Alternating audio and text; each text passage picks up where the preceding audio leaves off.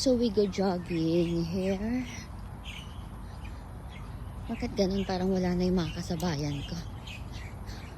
Where am I? Kanina nasa Kalang River lang ako. Ngayon, where am I na, guys? Maganda kasi mag-jogging dito sa Singapore. Sa kapansin ko, halos lahat health conscious talaga. Matanda, bata, middle age.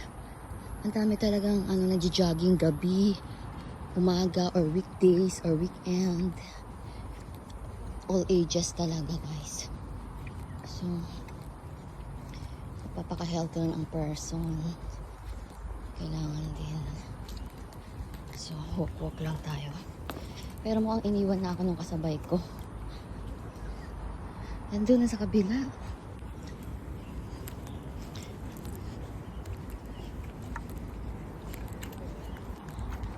Wala tayong arte-arte.